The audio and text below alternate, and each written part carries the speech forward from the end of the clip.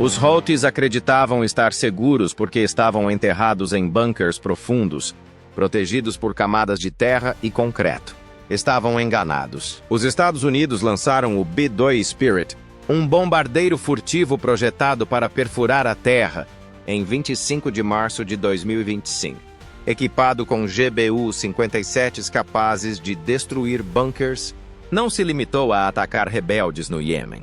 Enviou um aviso implacável diretamente a Teherã. Os esconderijos mais profundos não são mais seguros. Foi uma onda de choque de precisão em um jogo de alto risco sobre as ambições nucleares do Irã, não apenas vingança. A mensagem é óbvia enquanto as negociações oscilam à beira do precipício. Colabore ou pereça. Como? Então, o B-2 poderia transformar fortalezas subterrâneas em cemitérios? E qual foi a mensagem real que ele enviou ao Irã? Vamos dissecá-la. Vamos começar com um pouco de contexto. Os Zaidis, uma minoria muçulmana xiita no Iêmen, são apoiados pela organização política e religiosa armada conhecida como Houthis. Eles declaram publicamente que, juntamente com outros grupos armados como o Hamas e o movimento libanês Hezbollah, fazem parte de um eixo de resistência liderado pelo Irã contra Israel, os Geoa e o Ocidente em geral. Desde o início do conflito entre Israel e o Hamas em outubro de 2023, quando os rebeldes Houthis, apoiados pelo Irã, começaram a lançar mísseis e drones contra Israel em favor do Hamas, os EUA têm se envolvido em operações antiterrorismo no Iêmen. Depois disso, concentraram-se em embarcações comerciais no Golfo de Aden e no Mar Vermelho. Como parte de um bloqueio, os Houthis alegaram ter como alvo navios com destino a Israel, mas sua campanha impactou seriamente o comércio internacional, indo muito além desse objetivo. Eles atacaram mais de 250 navios militares e comerciais no Mar Vermelho até abril de 2025. O resultado? De acordo com dados de transporte marítimo da Clarkson Research, o volume de navios no Golfo de Aden, localizado diretamente ao sul do Mar Vermelho, diminuiu 70% desde 2023, indicando que o comércio marítimo na região despencou. Segundo o então presidente Joe Biden, os EUAs e o Reino Unido começaram a realizar ataques aéreos contra alvos Houthis no Iêmen em janeiro de 2024, como resposta direta aos ataques no Mar Vermelho. Mas em março de 2025, Donald Trump, o presidente recém-eleito, aprovou uma nova e mais intensa rodada de ataques aéreos contra alvos Houthis, após concluir que os EUA não estavam fazendo o suficiente. O Comando Central, o CENTCOM, das Forças Armadas do Netanyahu se recusou a fornecer informações precisas sobre suas operações em andamento no Iêmen. Mas, em uma medida que pode mudar o jogo na questão do Mar Vermelho, o presidente Donald Trump acaba de anunciar um acordo para interromper os ataques aéreos dos EUA contra alvos Houthis em troca do fim dos ataques a embarcações comerciais. Em 24 de março de 2025, 4 aeronaves militares americanas decolaram dos Estados Unidos cruzando o Oceano Pacífico, atraindo a atenção daqueles que acompanhavam de perto o combate. Devido a uma emergência em voo, um dos membros do grupo foi enviado para a base conjunta Pearl Harbor-Hickam, em Honolulu. Os outros 3 prosseguiram sua jornada, auxiliados por 4 aviões-tanque KC-135, designados Buzz 31 a 34, que estavam pré-posicionados da base aérea de Anderson, em Guam, para a base da RAF Amberley, em Queensland. Os voos 11 e 12 ocorreram juntos sob um único contato de controle de tráfego aéreo, enquanto o voo 14 ocorreu separadamente sob os auspícios da MARSA. Forças Armadas assumem responsabilidade pela separação de aeronaves. Algumas horas depois, mais aeronaves partiram dos Estados Unidos pela mesma rota para Diego Garcia, uma base altamente secreta situada em uma ilha isolada no Oceano Índico, no arquipélago de Chagos, que faz parte do território britânico do Oceano Índico. Maurício disputa a soberania da ilha e, em 2024, o Reino Unido e Maurício firmaram um contrato de arrendamento de 99 anos para garantir a base militar conjunta Reino Unido-EUA. Fica a aproximadamente 517 quilômetros a leste da Tanzânia, 797 quilômetros a sudoeste da Índia e 799 quilômetros a noroeste da Austrália. As instalações militares da ilha foram construídas a partir da década de 1970 e foram cruciais para a Primeira Guerra do Golfo, em 91, a invasão do Afeganistão em 2001 e a invasão do Iraque em 2003. Diego Garcia possui uma longa pista, instalações de comunicação via satélite e um porto de águas profundas com capacidade para bombardeiros B-2 Spirit. A Força Aérea dos Zeus acabou admitindo a presença de 6 bombardeiros B-2 Spirit na base, o que foi revelado por imagens de satélite. Tanto armas convencionais quanto nucleares podem ser lançadas pelos bombardeiros furtivos B-2 Spirit, que são bombardeiros tripulados de baixa visibilidade, ao stealth. Eles são considerados um ponto de virada significativo no esforço de modernização dos bombardeiros dos Zeus e representam um avanço significativo na tecnologia da aviação. Em qualquer lugar do mundo, eles permitem que a Força Aérea libere rapidamente um enorme poder de fogo. Assinaturas infravermelhas, acústicas, eletromagnéticas, visuais e de radar reduzidas são utilizadas em sua tecnologia furtiva. Isso significa que eles podem penetrar furtivamente nos sistemas de defesa aérea mais avançados do inimigo e colocar em risco alvos importantes que antes eram inacessíveis. Os B-2 Spirits são equipados com aviões-tanque de reabastecimento como o KC-135 e têm um alcance de 10 milhas náuticas sem combustível. O B-2, desenvolvido principalmente pela Northrop Grumman Corporation, tinha uma envergadura de 172 pés e gerava 300 libras de empuxo por motor. Tem 69 pés de comprimento, pesa 160. Alvan libras. Tem uma tripulação de 2 pilotos e pode decolar com 500 libras de munição. O custo previsto de cada unidade é de cerca de 2 bilhões. Os 6 bombardeiros em Diego Garcia constituem mais de 1/3 da frota e representam um investimento significativo de recursos, já que atualmente há cerca de 19 na força ativa. Segundo relatos iniciais, os bombardeiros B-2 Spirit eram equipados com o míssil conjunto Air Superficie Standoff, o AGM-128 JASSM. Este míssil de cruzeiro de longo alcance e guiado com precisão foi criado pela Lockheed Martin para a Força Aérea dos Estados Unidos. Sua ogiva patente, orientação precisa e tecnologias furtivas permitem atingir alvos valiosos e bem defendidos a uma distância considerável.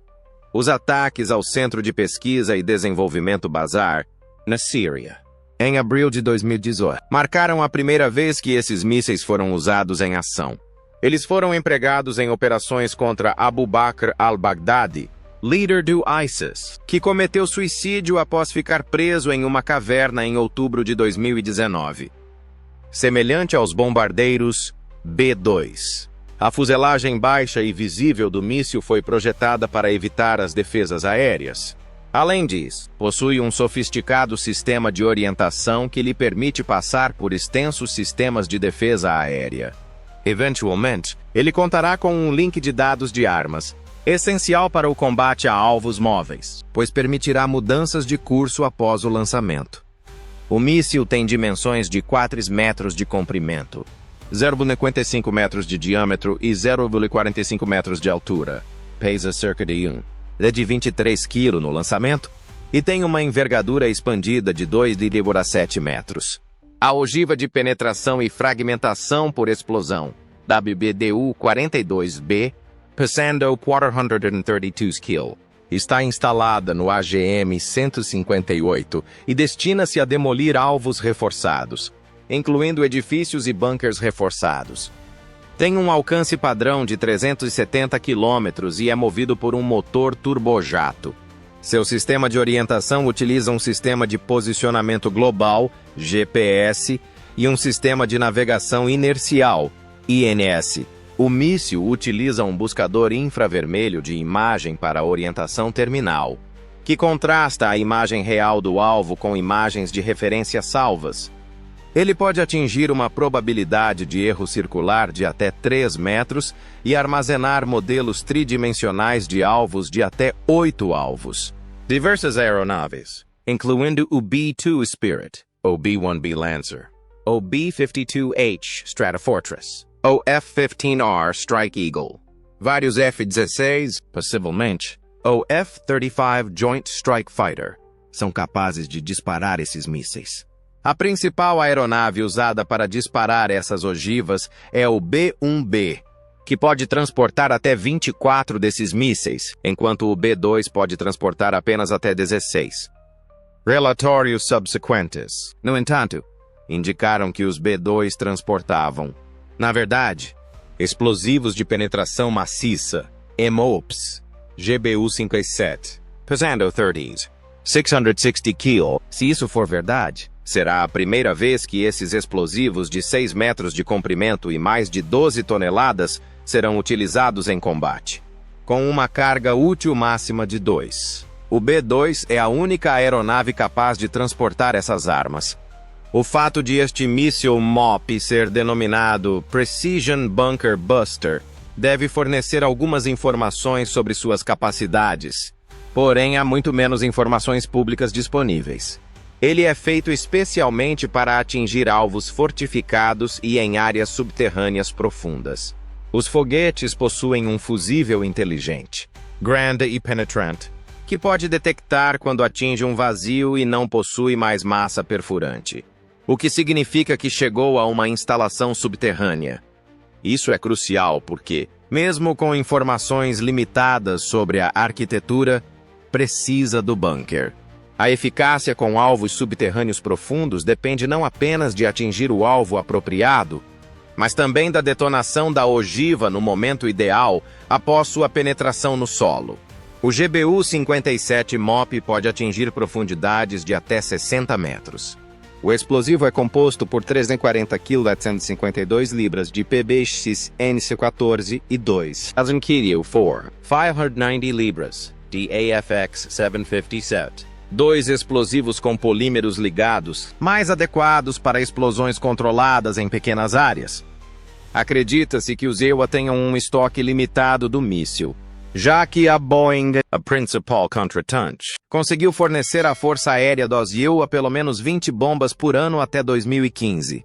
Além disso, uma nova instalação está sendo construída em Oklahoma para triplicar ou quadruplicar a produção anual. Embora os bombardeiros furtivos do B-2 tenham sido empregados em operações, fontes oficiais da Força Aérea dos EUs afirmam que não utilizaram essas bombas MOP contra os Houthis no Iêmen. Apesar de os Houthis terem alvos subterrâneos, críticos argumentam que usar munições MOP contra eles seria um desperdício de dinheiro no Iêmen. Os Houthis teriam construído suas novas instalações militares a 15 metros de profundidade em 2017.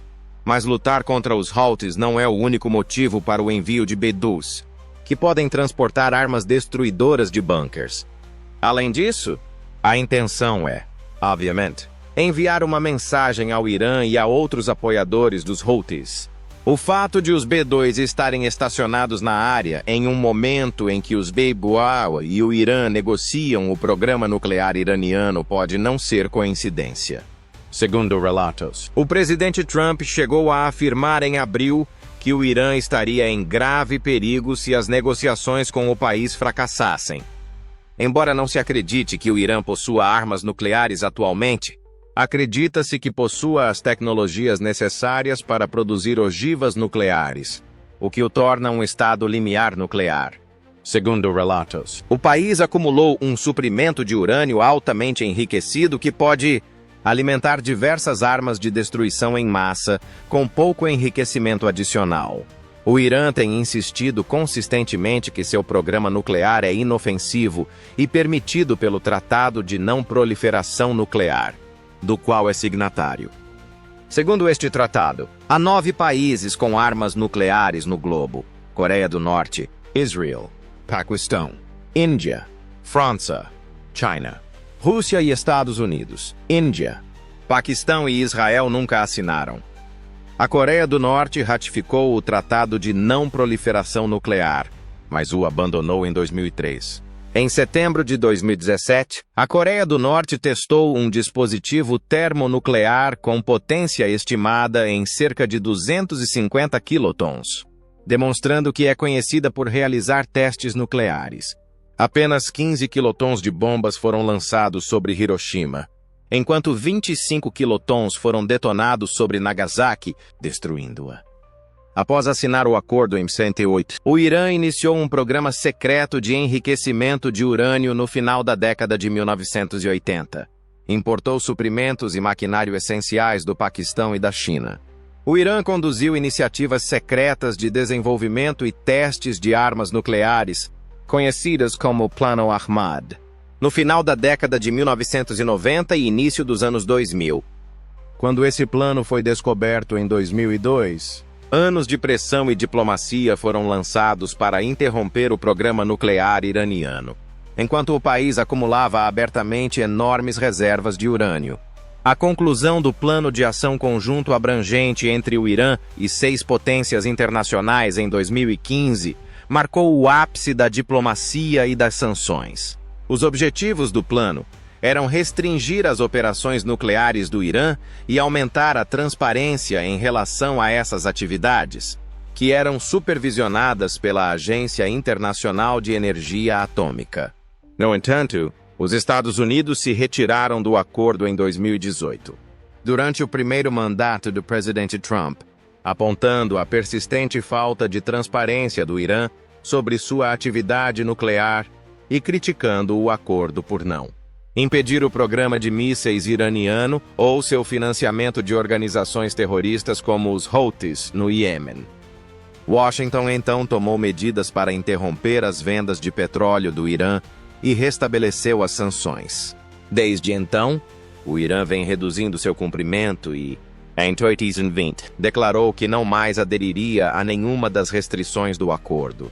Após o assassinato de Mohsen Fakhrizadeh em novembro de 2020, suas operações nucleares se intensificaram ainda mais.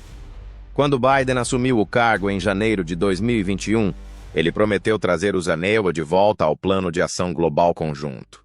No entanto, as negociações fracassaram quando o Irã exigiu mais garantias de que os não recuariam do acordo novamente e que a Agência Internacional de Energia Atômica, AIEA, pararia de investigar partículas artificiais de urânio descobertas em vários locais não declarados em todo o Irã.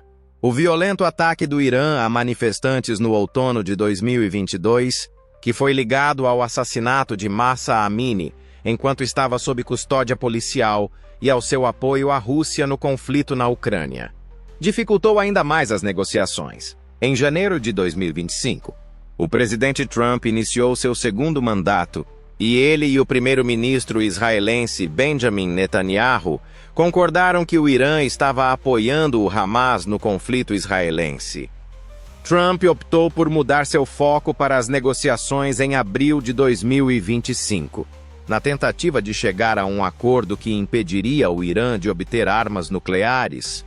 Apesar do desejo de Netanyahu de usar seu poderio militar para destruir instalações nucleares iranianas, o que incluiu os bombardeios de março de 2025 no Iêmen, é óbvio que o objetivo da demonstração de força no Iêmen era alertar o Irã de que os Estados Unidos são mais do que capazes de usar mísseis MOP transportados por B-2 para destruir suas instalações nucleares subterrâneas, se não aceitarem os novos termos.